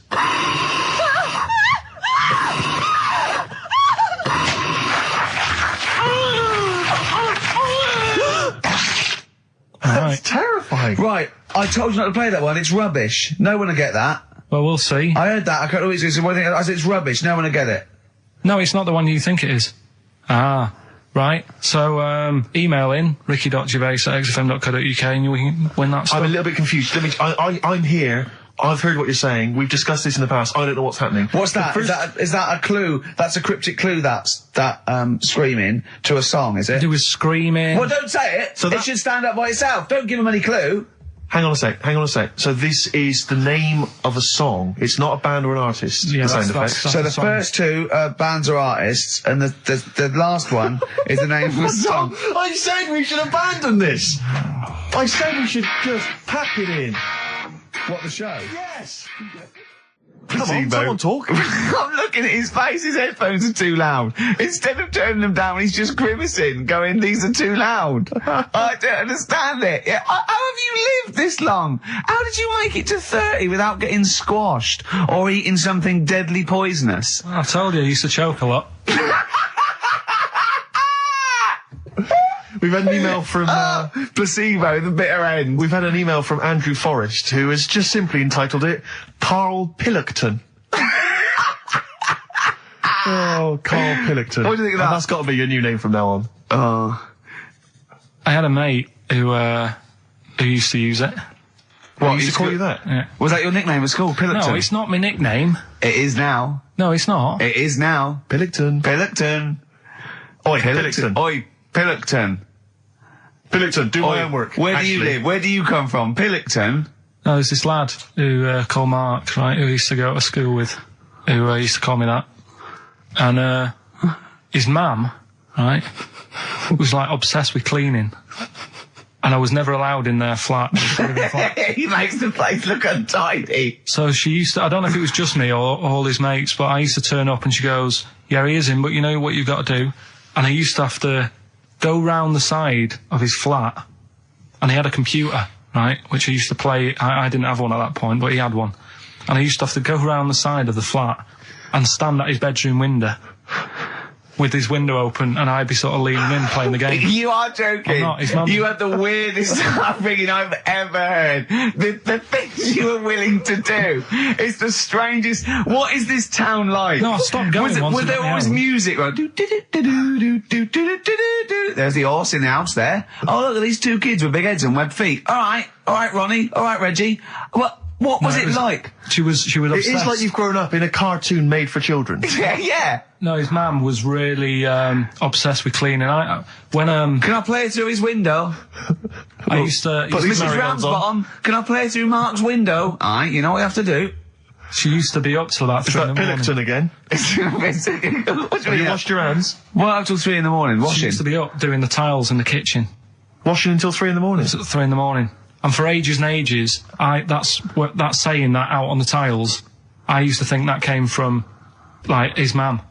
Because she was out, like, cleaning them late. So, till I was about 13, I thought that saying out late on the tiles was... And now you're not confused by anything. Well... There's no misunderstandings in your life now, is there? So he was allowed to walk in and out of the house, was he? No, he was alright, and he used to come round to ours a lot, and my mum used to get these pies from Hagenbach's, right? So... I don't know what that is. It's at that bakery where they used to chuck the cakes out the back, I'll tell you about. Yeah. And you at 6, He loved it, but I could never go round to theirs, or if I did, it was like, well, yeah, he is in, and I'd go, alright, and then I'd walk round the side of the flat. Stand outside. Why did you ever knock at the door? Why don't you just go around and knock on the window? Just to check he's in, because he wasn't always in his room. If he was in the lounge, he'd have to go to his bedroom, and then that's to meet you. This is the strangest. And you play a computer game through the window. You say it was a flat. It wasn't like a 5th story one, and you had to get in one of those kind of cleaning contraptions and like winch your way up. I love the idea of that. So, Pilkington. So, right, we're done. What have you got me any chimpanzee that? We've got monkey news still to cram in the next. Like, let's do monkey news now. I need some monkey news. No, I think we've done enough here, right? What do you mean? I think we've done enough here. We'll play a little song, eh? What? Play the verb. All right. XFM. Go on, he's getting all stressed because I screamed. Sparky's Dream, Teenage Fan Club. I'll tell you, I'm sick of the screaming, Rick. I'm sick of that. I mean, no wonder Karl hates you, and that is the word I don't use often, but he does, and I've spoken to him in the past, and he loathes you. Monkey news. Give us one of the screams so the audience at home gets a taste of it. I'm taking my headphones off. No, I'm not going to scream. Go on, let's see what... Right, that wasn't what you were doing. Was it worse than that? Yes! Right, come on, monkey news. It's not called monkey news. Chimpanzee, we're not going to pack all the monkey stuff in. We've got quarter of an hour. What other show can say that? Yeah. We're not going to pack in all the monkey news. We've got 15 minutes where we can't get all the monkey information in. Right, come on. Well, you're going to love this one. Go on. Let's have the jingle.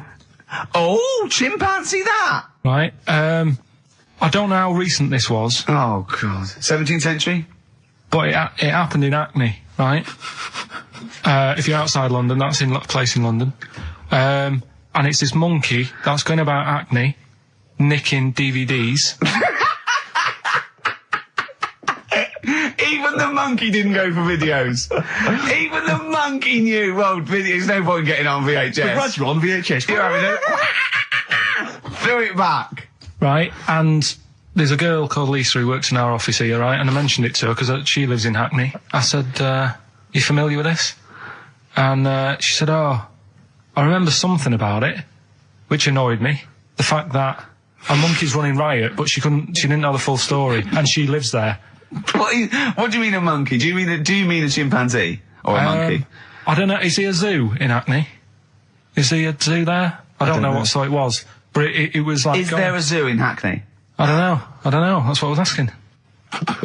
So right, get on with the story. So anyway, it's been robbing stuff, and the other bit that really puzzled me, right, is the fact that.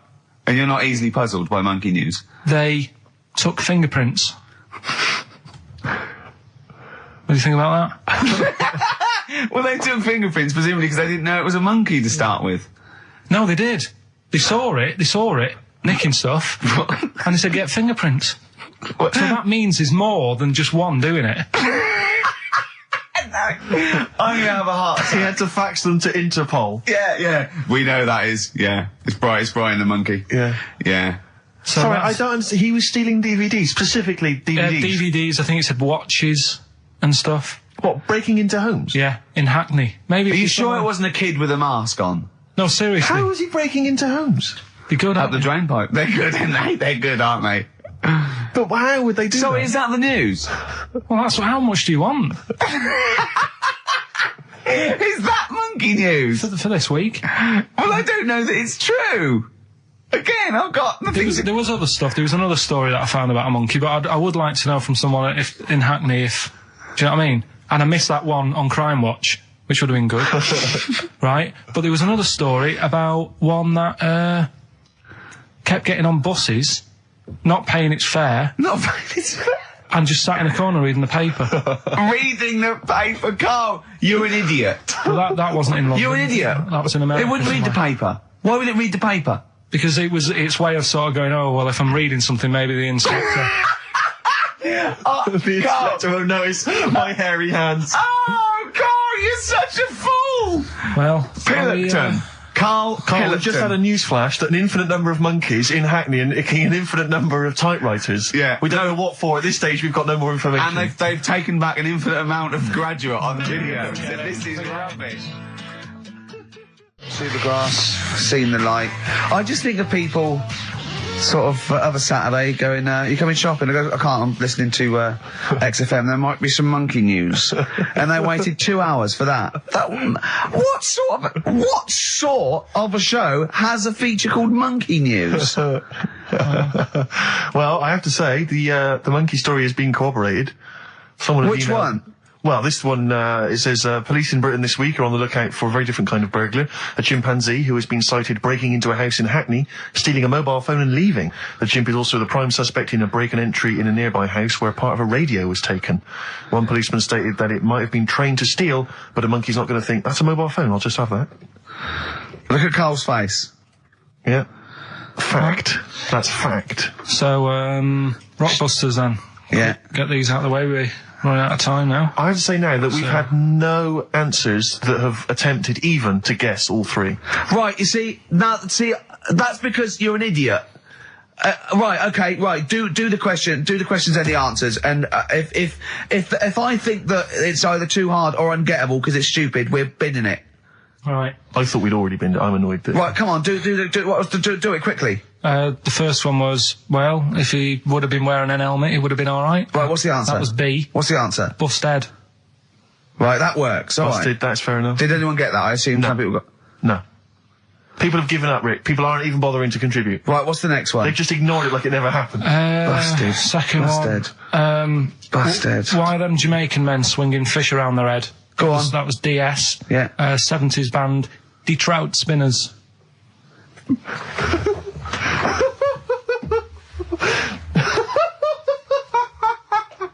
The Detroit Spinners have become the D-Trout Spinners. Yeah. Okay. Brilliant. And then the final bit, I play you some effects. Let's hear like this. this. Let's hear this. It's terrifying, Carl. It's sinister. Well, what's happened there? What was happening? No. What's the answer? That was Born Slippy. The woman was having a baby. The doctor tried to grab it. It fell onto the floor. That's in your head, Carl. That's just a load of screams. That's and in noise. your head. Oh. Do you know what? I haven't even got onto Born Slippy. I'm still on the Trout Spinners. Well, let's put a song. That's it. I don't know what to say. A song for the ladies, surely. Did anyone get any of those? Let's end with Nick Drake and the Beautiful Riverman, and we'll see you next week. And hopefully, Born Blockbusters Slippy, will be the Trout Spinners. ditched. Trout Spinners. Well, don't keep saying.